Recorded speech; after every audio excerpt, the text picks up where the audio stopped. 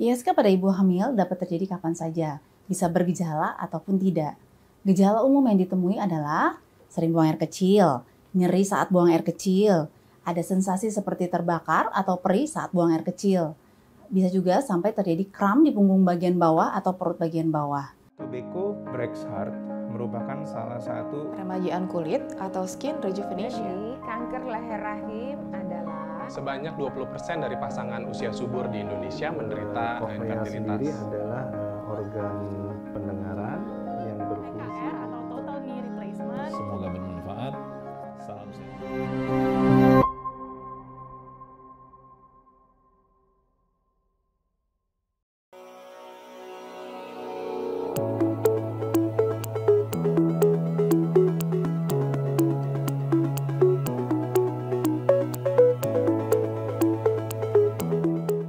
Halo, saya Dr. Lia Anggraini, spesialis obstetri dan ginekologi dari Rumah Sakit Premier Jatinegara.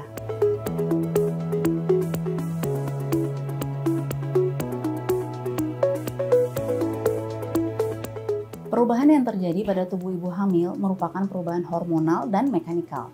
Pada ibu hamil, hormon progesteron akan mengalami peningkatan dan itu menjadi faktor resiko terjadinya ISK. Kenapa bisa begitu? Karena peningkatan hormon ini menyebabkan relaksasi otot polos yang ditandai dengan pelebaran ureter, yang menyebabkan peningkatan volume kandung kemih yang disertai dengan penurunan tonus otot kandung kemih. Nah, hal ini dapat menyebabkan urin jadi statis tuh dan reflux atau kembali ke atas. Jadi urin mengalir kembali dari kandung kemih ke saluran kemih atas. Faktor risiko lainnya adalah organ uretra pada wanita itu lebih pendek daripada pria, hanya sekitar 3-4 cm. Dan ibu hamil juga kesulitan menjaga kebersihan akibat perut yang membuncit. Kombinasi ini dapat menyebabkan penurunan kemampuan saluran kemih bawah untuk mengatasi invasi bakteri. Tekanan oleh kepala janin juga dapat menghambat drainase darah dan limfo dari dasar. Nah, seperti gambar ini nih. Ini kan kepala bayi, sedangkan ini adalah kandung kemih. Jadi terjadilah penekanan oleh kepala bayi ke kandung kemih. ISK pada ibu hamil dapat terjadi kapan saja, bisa bergejala ataupun tidak. Gejala umum yang ditemui adalah sering buang air kecil, nyeri saat buang air kecil, ada sensasi seperti terbakar atau perih saat buang air kecil. Bisa juga sampai terjadi kram di punggung bagian bawah atau perut bagian bawah. Urin juga akan terlihat keruh, bisa sampai berbau. Nah, bisa sampai menggigil, demam, sakit pinggang, mual muntah, dan nyeri punggung. Saat trimester pertama, pemeriksaan urin menjadi salah satu pemeriksaan wajib yang disarankan oleh dokter Obgyn. Screening rutin ISK disarankan karena jika tidak diterapi bisa menjadi sistitis atau pyelonefritis atau bisa terjadi komplikasi ke ibu dan bayi.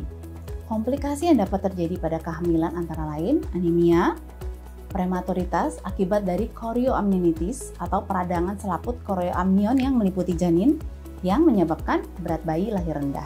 Untuk menghindari infeksi saluran kemih, berikut beberapa tips dan saran untuk pencegahannya. Yang pertama, cukupi kebutuhan hidrasi dengan minum air putih minimal 2 liter atau setara dengan 8 gelas per hari. Jangan biasakan menunda atau menahan buang air kecil ya bumil. Setelah buang air kecil, bersihkan vagina secara perlahan dari depan ke belakang, bukan sebaliknya. Lalu, jangan malas untuk mengganti pakaian dalam dan pakailah bahan katun yang menyerap keringat. Jika sudah merasa tidak nyaman, ganti segera pakaian dalamnya ya. Nah, yang terakhir, hindari memakai celana yang terlalu ketat. Nah, itu tadi beberapa tips dan saran untuk pencegahan infeksi saluran kemih pada ibu hamil. Jangan lupa periksakan kehamilan Anda ke dokter spesialis kebidanan dan kandungan ya. Saya Dr. Lia Anggraini dari Rumah Sakit Premier Jatinegara. Salam sehat!